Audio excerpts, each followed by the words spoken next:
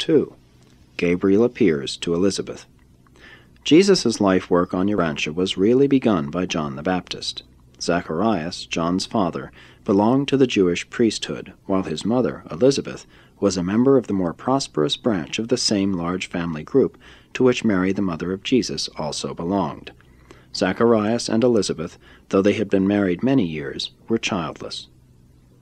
It was late in the month of June 8 B.C., about 3 months after the marriage of Joseph and Mary, that Gabriel appeared to Elizabeth at noontide one day, just as he later made his presence known to Mary.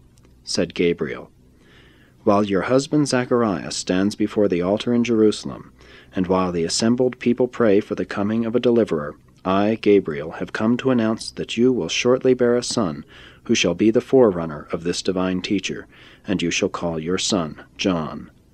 He will grow up dedicated to the Lord your God, and when he has come to full years he will gladden your heart, because he will turn many souls to God.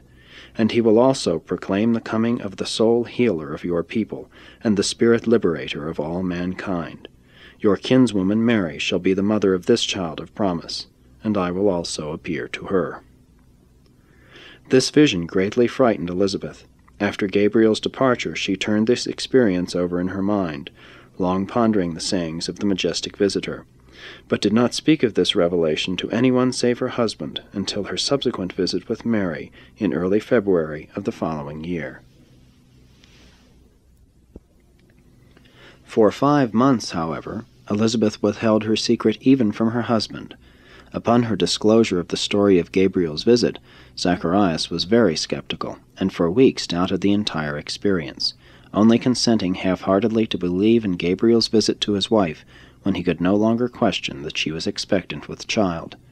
Zacharias was very much perplexed regarding the prospective motherhood of Elizabeth, but he did not doubt the integrity of his wife, notwithstanding his own advanced age. It was not until about 6 weeks before John's birth that Zacharias, as the result of an impressive dream, became fully convinced that Elizabeth was to become the mother of a son of destiny, one who was to prepare the way for the coming of the Messiah.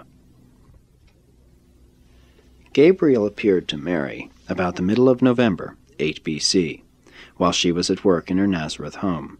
Later on, after Mary knew without doubt that she was to become a mother, she persuaded Joseph to let her journey to the city of Judah, 4 miles west of Jerusalem, in the hills, to visit Elizabeth.